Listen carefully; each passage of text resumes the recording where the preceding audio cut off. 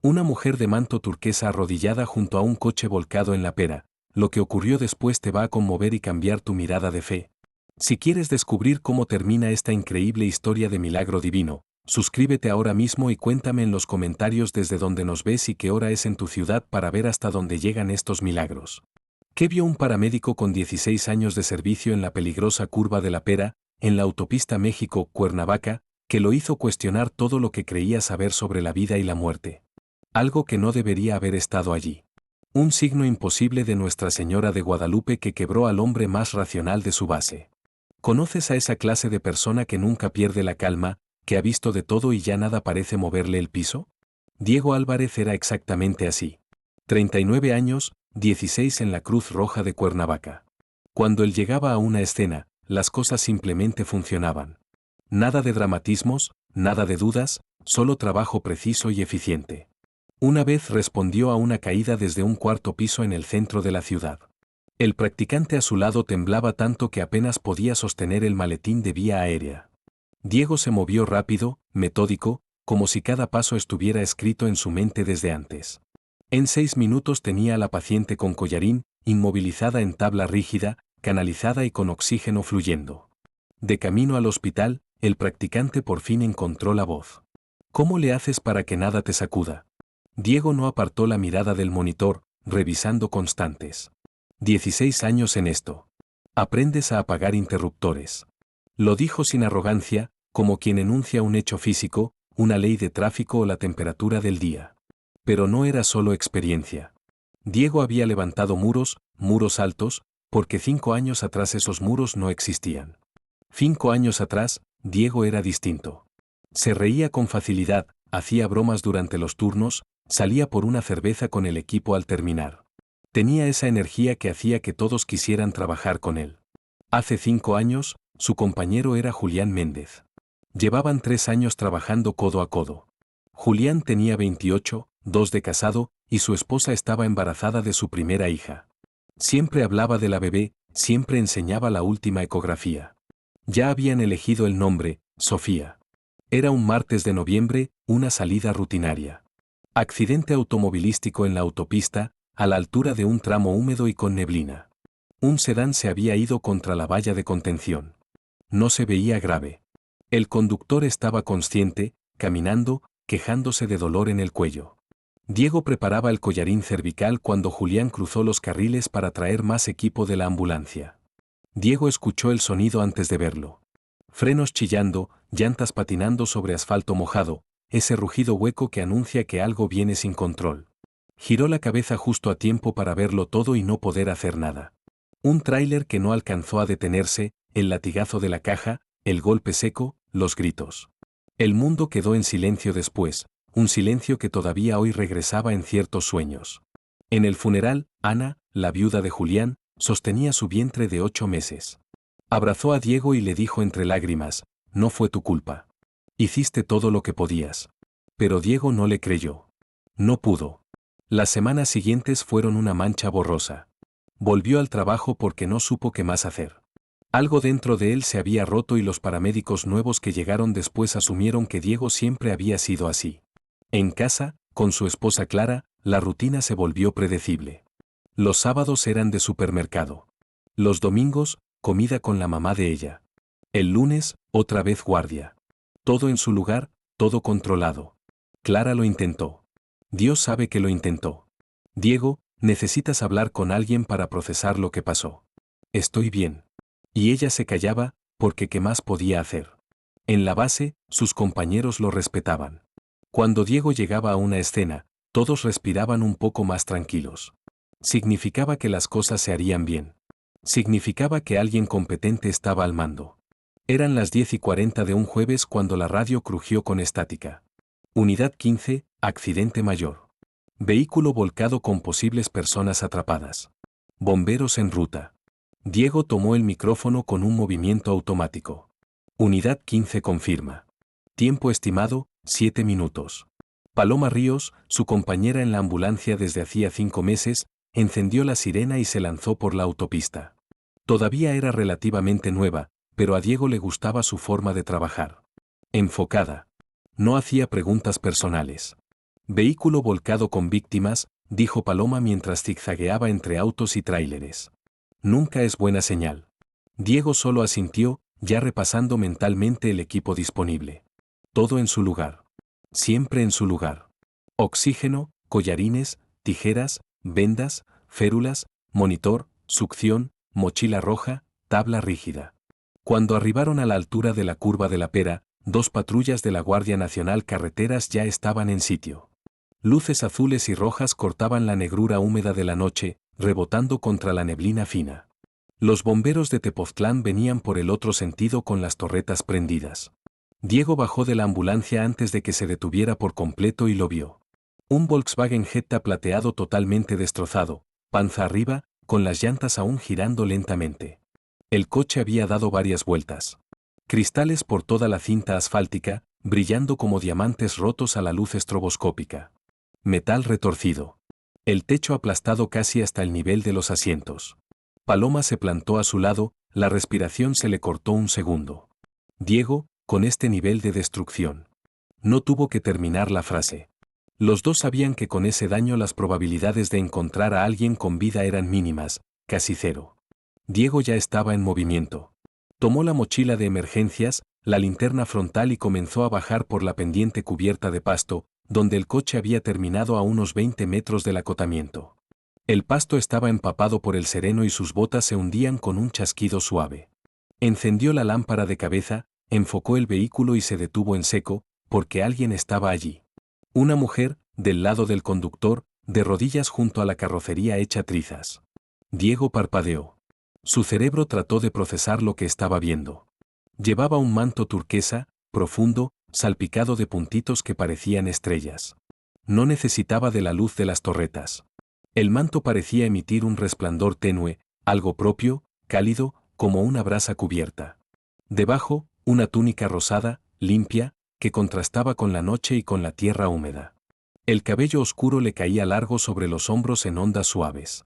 Y el rostro, sereno, de una paz absoluta en medio de aquel caos. Sus manos estaban extendidas hacia el vehículo, sin tocarlo, solo abiertas, como si protegieran o rezaran. Había algo más, un halo finísimo, casi imperceptible, alrededor de ella. No venía de las luces de emergencia. No venía de la luna escondida tras las nubes. Era distinto. Más suave, más tibio, más amable. Diego sintió algo extraño en el pecho, un apretón, como si el aire se hubiera vuelto más denso de repente y costara respirarlo. Señora, gritó, su voz rebotando en la barranca húmeda. Señora, por favor, aléjese del vehículo. Puede haber fuga de combustible. La mujer no se movió, no giró la cabeza, no reaccionó en absoluto, como si no lo hubiera escuchado. Diego dio 3 pasos rápidos cuesta abajo. Señora, necesito que se retire de ahí ahora mismo. Nada. Absolutamente nada. Ella permaneció arrodillada, manos extendidas, con esa paz imposible en el rostro. Diego giró la cabeza hacia atrás. Paloma estaba en el borde de la pendiente, empezando a bajar con más equipo. Paloma, ¿hay una mujer aquí junto a? Cuando volvió la vista al coche, vacío. La mujer ya no estaba. Diego se quedó helado, inmóvil. Sus ojos barrieron la zona. Izquierda, derecha. Toda la ladera estaba bañada por las luces de emergencia. No había árboles cercanos ni construcciones ni un lugar donde alguien pudiera correr y desaparecer en 2 segundos. Simplemente se había desvanecido. Diego. Paloma llegó a su lado, respirando agitada. ¿Hay una mujer? ¿Qué? Abrió la boca. Las palabras no salieron. La cerró, intentó de nuevo. Creí ver a alguien, pero no hay nadie. Sacudió la cabeza. Enfócate. Había trabajo que hacer. Se arrodilló junto a la puerta del conductor, apuntó la linterna al interior y el corazón casi se le detuvo. Había alguien dentro. Una joven, poco más de 20, cabello rubio enmarañado, inconsciente, aún sujeta por el cinturón, colgando cabeza abajo dentro del coche volcado. Pero estaba respirando. Paloma, gritó, tenemos víctima con vida. Femenina, 25 años aproximadamente, inconsciente, pero ventilando. Paloma corrió con el kit avanzado y la tabla rígida. ¿Viva? Con este nivel de daño. Lo sé, respondió Diego, ya evaluando la vía aérea. Señaló. Asegura el control cervical. Dame el collarín mediano. Los bomberos llegaron en tropel, colocaron calzos de madera para estabilizar el Jetta y desconectaron la batería. Empezaron la estricación con herramienta hidráulica. Acceso por puerta trasera, pidió Diego. Necesito espacio para la tabla. Uno de los bomberos asintió y trabajó con las quijadas de la vida. Chispas, crujidos de metal cediendo. Diego monitorizó con la lámpara fija en la frente. Pupilas reactivas. Respiración irregular pero presente. Pulso rápido. Glasgow 9. Cinta. Tijeras. Oxígeno a 15 litros. Canalizó una vena periférica con mano segura. Tomó los signos. Presión 96/62. Frecuencia 124. Saturación 93 que subió a 96 con oxígeno. Cada movimiento era preciso, cada decisión rápida. Aún así, una parte de su mente, pequeña pero insistente, regresaba una y otra vez a lo mismo. La mujer del manto turquesa. Tardaron 32 minutos en crear un hueco seguro y extraerla sin agravar lesiones. Inmovilizada en tabla, collarín bien ajustado, vendaje de tórax por dolor a la palpación, férula improvisada en antebrazo izquierdo.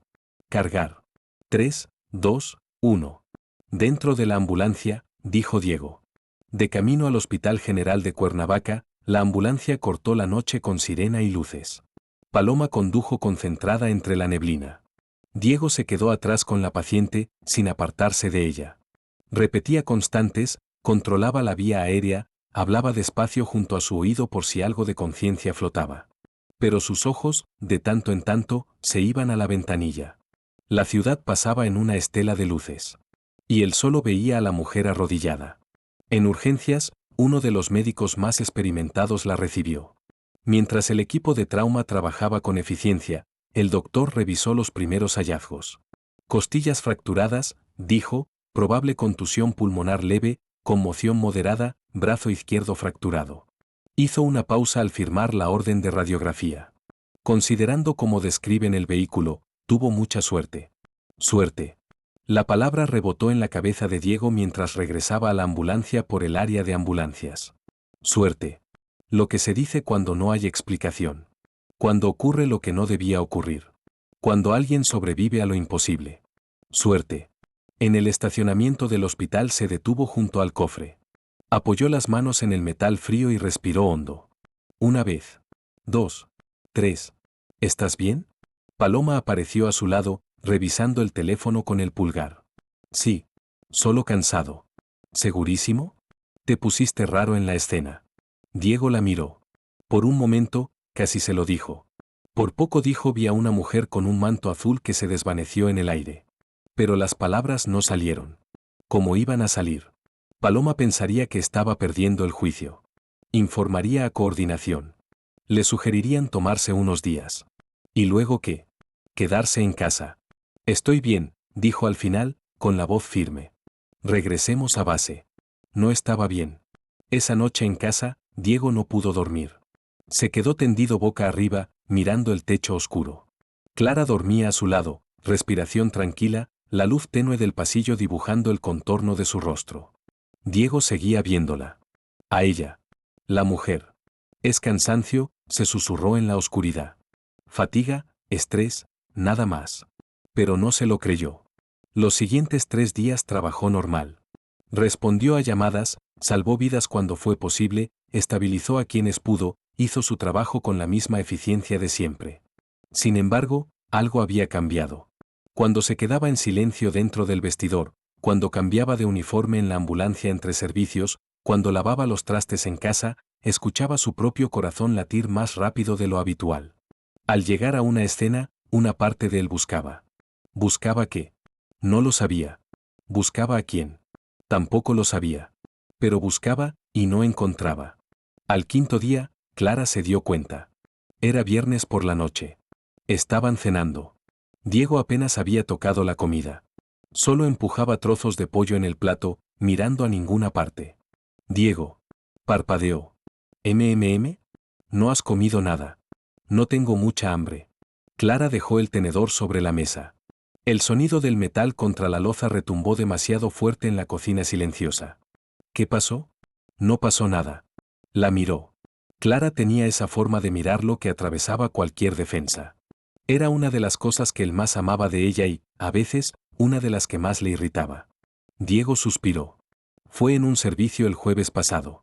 Clara esperó en silencio, dándole espacio. Había una mujer en la escena. ¿Víctima? No. Estaba afuera del coche, de rodillas junto a él. Clara frunció el ceño. Entonces testigo. Diego negó despacio. No sé qué era. Cerró los ojos un momento y lo revivió todo, viéndolo como si volviera a estar ahí. Llevaba un manto turquesa, profundo, y debajo una túnica rosada. El cabello oscuro, largo. Y la cara. Abrió los ojos y la miró de frente. Tenía una paz que no tenía sentido. Paz completa en medio de toda esa destrucción. Y las manos, Diego extendió las suyas hacia adelante para mostrarlo, estaban así, como si protegieran el coche. Clara estaba inmóvil, escuchando cada palabra. Le grité que se hiciera a un lado, le grité 2 veces. Luego me giré un segundo para llamar a Paloma. Diego se detuvo. La voz le salió más baja. Cuando miré de nuevo, ya no estaba. El silencio en la cocina se volvió denso, pesado. Clara no dijo nada durante un largo momento. Luego se levantó de la mesa. Sin decir palabra, salió del comedor. Regresó 2 minutos después. En las manos traía una imagen pequeña, de yeso pintado, antigua. Había sido de su abuela. La colocó sobre la mesa frente a Diego. Era una imagen de la Virgen. Diego sintió que toda la sangre del cuerpo se le helaba. Las manos le empezaron a temblar apenas. Dios mío, susurró sin poder apartar la vista de la figura. Estaba todo ahí. El tono exacto del manto turquesa con destellos como de estrellas. La caída del manto sobre los hombros. La posición de las manos abiertas. El rostro con esa paz imposible. Era ella. Exactamente ella. Clara se dejó caer de nuevo en la silla. Las lágrimas le resbalaron, no de tristeza, sino de algo más grande, algo sin nombre. Diego, viste a la Virgen de Guadalupe. Él negó con fuerza. No, no, eso no es posible, Clara. Yo no creo en... Se detuvo. Trabajo con ciencia, con medicina, con cosas que tienen sentido. ¿Y esto no lo tiene? No. La voz le salió más alta de lo que quería y rebotó en la cocina. Clara le tomó las manos por encima de la mesa. ¿Y la víctima? Diego parpadeó. ¿Qué? La víctima del accidente. ¿Cómo estaba? Con vida contra todo pronóstico. No debía haber sobrevivido y aún así lo hizo. Sí. Diego se quedó callado, porque dicho así, con los hechos en fila, la conclusión se volvía evidente. Pero aceptarla implicaba aceptar que todo lo que creía del mundo estaba incompleto. Porque si existían los milagros, ¿por qué a Julián no le tocó uno? Porque se le escapó en aquella autopista mientras Diego le sostenía la mano sin poder hacer nada. Necesito aire. Se levantó de golpe y casi tira la silla. Salió por la puerta trasera al patio pequeño. La noche estaba fría. Inspiró profundo varias veces, intentando ordenar los pensamientos. No pudo. Pasó una semana, luego 2. Diego siguió trabajando, contestando llamadas, funcionando. Pero no pudo olvidar. Era martes, 9:15, cuando entró la siguiente salida. Unidad 15, accidente severo de motocicleta. Víctima en el suelo, posible politraumatizado. Diego y Paloma llegaron en 8 minutos. La escena era mala. El motociclista estaba tendido a unos 5 metros de la moto, el casco partido en 2. Diego saltó de la ambulancia corriendo. Se arrodilló junto a la víctima, masculino, aproximadamente 35 años, inconsciente, respiración superficial e irregular. Empezó a trabajar en piloto automático. Apertura de vía aérea, cánula. Evaluación rápida ABC. Los signos no eran buenos. La presión caía. La respiración se hacía cada vez más débil. El hombre estaba perdiendo la batalla. Diego aceleró, probó todo lo que tenía al alcance. Fluidoterapia, control de hemorragias, ventilaciones asistidas con bolsa válvula mascarilla. Era como intentar sostener agua entre las manos. Se escapaba, se iba, como se había ido Julián 5 años atrás. Y entonces, un olor en medio de la gasolina derramada. En medio del caucho quemado, un olor a rosas, fresco, dulce, imposible. Diego se detuvo apenas una fracción de segundo. Miró alrededor mientras sus manos seguían trabajando. El aroma continuaba. Fuerte, innegable, rodeando toda la escena. Paloma, ¿hueles eso? ¿Oler qué? El olor. Gasolina. Sí, está fuerte. No. A rosas. Paloma lo miró con expresión confundida. ¿Rosas? Diego, aquí no hay nada que huela a rosas. Pero sí lo había. Diego lo sentía claro, tan real como el asfalto bajo sus rodillas. Y en ese instante, algo cambió. La respiración del hombre se estabilizó apenas un poco, pero se estabilizó. La presión dejó de caer. Diego volvió a checar, incrédulo, y ahí estaba. Las cifras empezaban a moverse en la dirección correcta. Continuaron 20 minutos más. Lograron estabilizarlo lo suficiente para el traslado. Preaviso a trauma, código rojo, dijo Diego por radio. Varón 35 años, TCE probable, abdomen blando pero doloroso, fracturas costales, ventilaciones asistidas, acceso venoso permeable, 500 mililitros de cristaloide en curso. Ingresamos en 3 minutos. Copiado, sala de choque lista, respondió el hospital. En urgencias, los médicos tomaron el control. El hombre pasó directo a quirófano. Pero estaba vivo cuando no debía estarlo. En la ambulancia de regreso a la base, Diego se quedó en silencio. Miró sus manos aún oliendo a goma y a diésel. No comentó nada. Paloma respetó el mutismo y condujo con la radio baja. Esa noche, Diego se lo contó a Clara. Estaban sentados en el sillón de la sala. La casa estaba en calma, solo el sonido lejano de los autos pasando por la avenida. Ella estaba ahí, dijo Diego en voz baja. No la vi, pero estaba. La sentí. Clara le apretó la mano. Diego, te está mostrando, recordándote que está presente. ¿Pero por qué? Diego buscó su mirada. ¿Por qué a mí? En Morelos hay cientos de paramédicos. Miles en el país. ¿Por qué yo tengo que ver esto? Clara guardó silencio un momento, pensando. Luego dijo suave. Tal vez porque lo necesitabas. ¿Necesitar qué?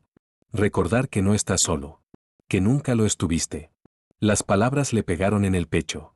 Sintió que algo se rompía por dentro. Las lágrimas empezaron a salir. Clara lo abrazó.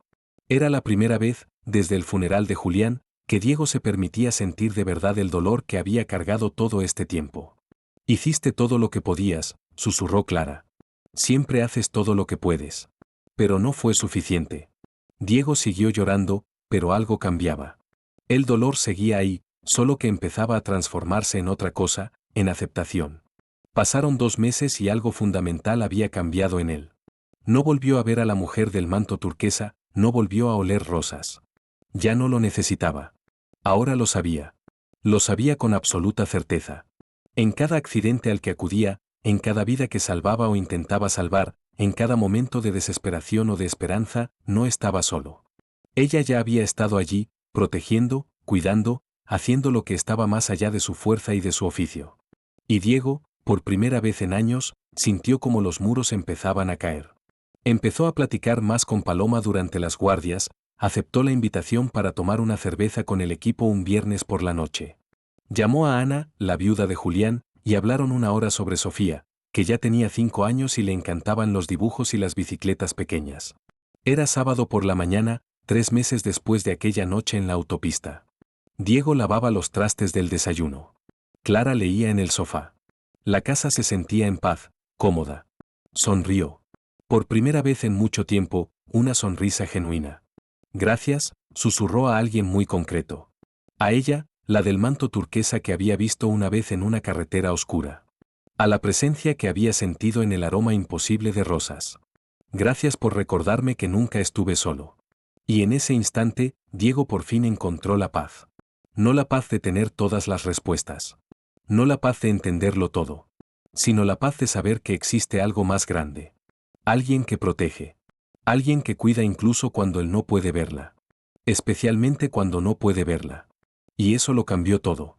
Antes de terminar, te invito a ser parte de nuestra comunidad de oración a la Virgen de Guadalupe, un lugar de fe y esperanza donde personas de todo el mundo se unen para rezar y compartir las bendiciones que han recibido.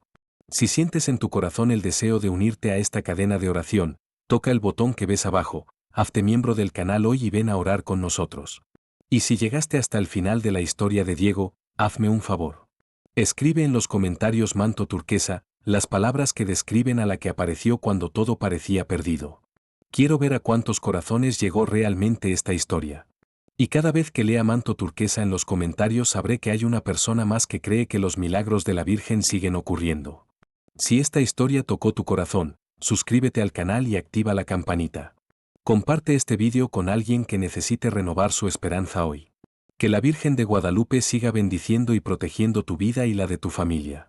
Si esta historia fortaleció tu fe, suscríbete para no perderte la próxima, activa la campanita, comparte este vídeo con quien necesite esperanza, escribe en los comentarios manto turquesa y únete hoy como miembro a nuestra comunidad de oración a la Virgen de Guadalupe, que ella te bendiga y proteja siempre. Amén.